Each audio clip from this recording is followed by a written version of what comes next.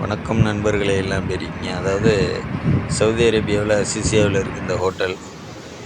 நம்ம நண்பர் ஒருத்தர் சொன்னார், அங்கே போனீங்கன்னா அந்த சைடு போனீங்கன்னா பிரியாணி சாப்பிட்டு பாரு, நல்லா சூப்பராக இருக்கும், நம்பர் ஒன்னாக இருக்கும், டேஸ்ட்டாக இருக்கும் அப்படி இப்படின்னாரு. சரி, ஓகே, நம்மளும் போயாச்சு. அந்த பக்கம் ஒரு ரவுண்டிங் போனோம், கிட்டத்தட்ட ஒரு மாதம் கழிச்சு.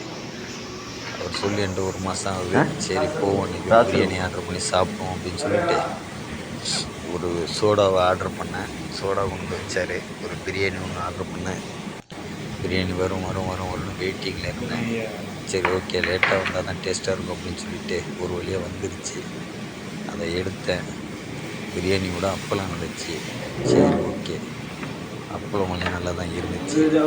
அடுத்தது பிரியாணி எப்படி இருக்குன்னு சொல்லி ஒரு டேஸ்ட் பார்ப்போம் கம்பெனியில் இருக்கேண்ணா. சொல்லிட்டு பிரியாணியை பார்த்தா, அதாவது வெள்ளை சோறு கலர் சோறில் உள்ள கிரேவி வச்சுருக்காங்க, அவ்வளோதான்.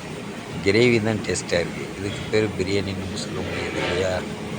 கிரேவி நல்ல டேஸ்ட்டாக இருக்குது, சூப்பராக இருக்குது. போனீங்கன்னா தாராளமாக கிரேவி, புரோட்டா இதெல்லாம் சாப்பிட்டா நல்லா இருக்குது, டேஸ்ட்டாக இருக்குது. அவர் சொன்ன மாதிரி பிரியாணி அப்படின்னு சொல்ல முடியாது, கிரேவி நல்ல டேஸ்ட். இந்த கிரேவி நல்லா இருந்துச்சு, செம்ம டேஸ்ட்டு.